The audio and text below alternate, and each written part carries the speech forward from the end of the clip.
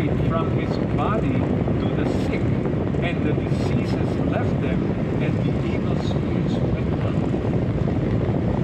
Isn't that amazing? By the way, you be careful when you see on television somebody saying, "Oh, we have this divine handkerchief, you know, only $10, only 1,000 pesos, and if you buy this handkerchief from me and put it on the sick person, he will be right."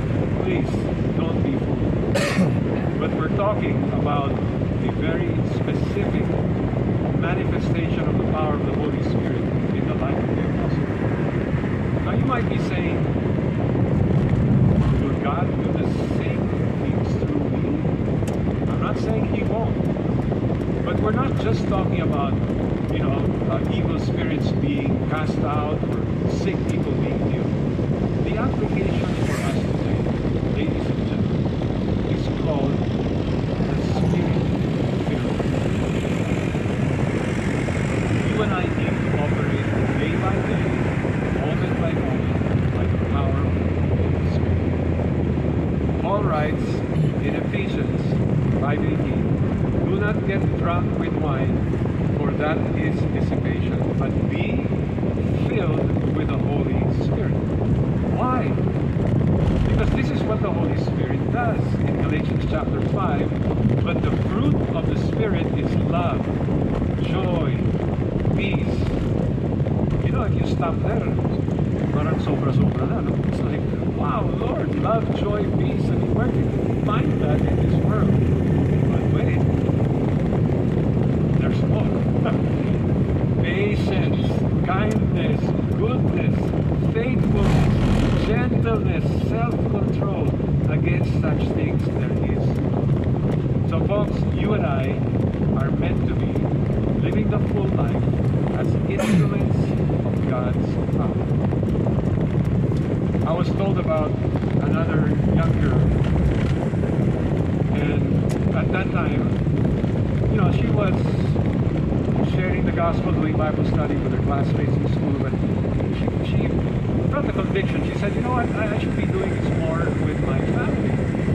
And that's why, in the last few years, we've been reminded of our family in the first place. But of course, she's like a young person in the family, so how could I possibly influence my family to get to know the Jesus that I know? And, her father was, at that time, he was drinking and womanizing, and the family was even against her coming to CCF. Even when she would try to invite them, they refused. But God eventually used the life of this young girl. Not just her, talking about the gospel, which is important, but her life, her transformed life. Because as they observed her more and more as she grew in her relationship with Jesus, she was becoming more and more obedient. Her character was changing.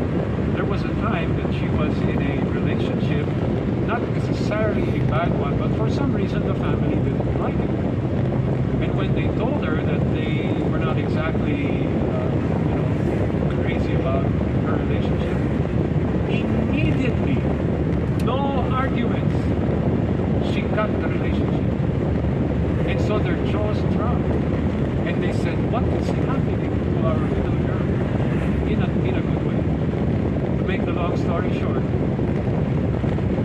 after months of praying, after months of living the Spirit-filled life, the family agreed to attend CCF. The father, who used to be a drunkard, was transformed 180 degrees. No more drinking, no more cheating on the wife. 2 years later, the mother and the other daughter were transformed. Today, this family is solid in Jesus. The relationships are like this. They study the Bible together. Amazing. Why? Because this young girl realized she can be an instrument. That's the third component that we see in the picture of the full life. Now, let me show you this quotation from Chip Ingram. Now, the quotation it should say, "Come to IDC, I want to see you there." No, but the quotation is this: God specializes in using ordinary people to do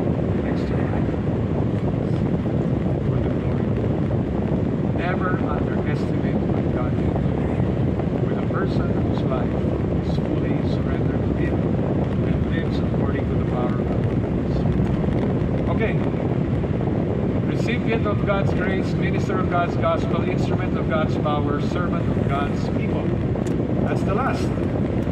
Do you recognize this man? You recognize him? Volodymyr Zelensky, the president of... Do you know what was his job before he became the president of Ukraine? He was a comedian.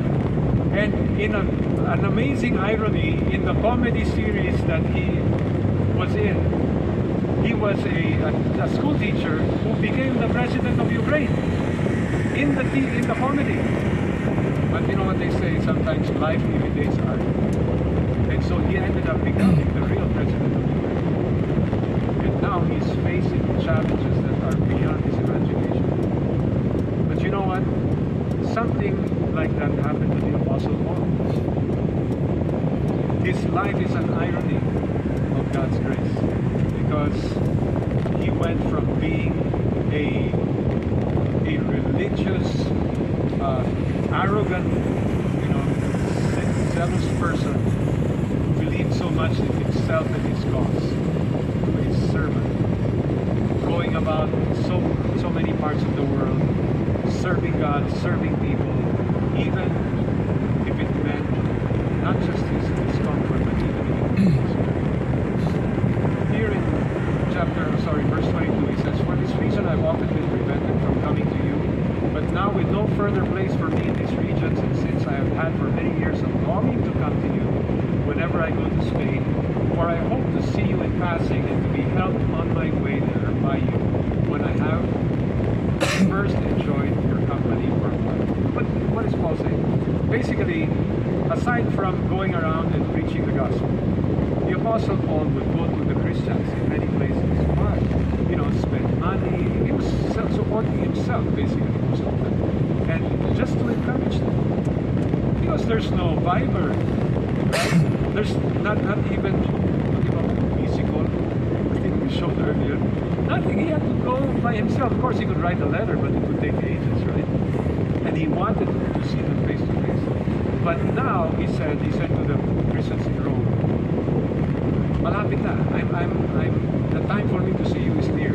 But for now, he says, but now I am going to Jerusalem serving the saints.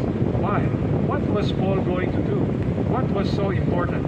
He said, Macedonia and Achaia, these are Gentile churches, have been pleased to make a contribution for the poor among the saints in Jerusalem. What a wonderful picture of unity in the body of Christ. Here you have the Gentile Christians putting money together, giving it to Paul, who will bring it to the Jews who became believers in Jerusalem. And that's why he says, yes, they were pleased to do so, and they are indebted to them. For if the Gentiles have shared in their spiritual things, remember the gospel, to the Jews first, and then to the Gentiles, they are indebted to minister to them also in material things. Therefore, when I have finished this, meaning this errand, and have put my seal on this food of theirs, I will go on like this. So what does Paul say? I'll see you soon enough in God's time, but right now, I'm a messenger with a very precious gift. And transporting a gift like that can be very, very dangerous and stuff. But such is the apostle, servant of God's. Now, to give us a present-day picture of what the full life looks like, with all of these components, our brother Adrian. Adrian, will you come forward, please? Let's welcome our brother Adrian from CCF Northwest. He will tell us his story about, well, how God is completing this picture of the full life with him. As a second son amongst 4 boys, I grew up having insecurities, so I constantly sought for attention and acceptance from others by becoming competitive in all my endeavors.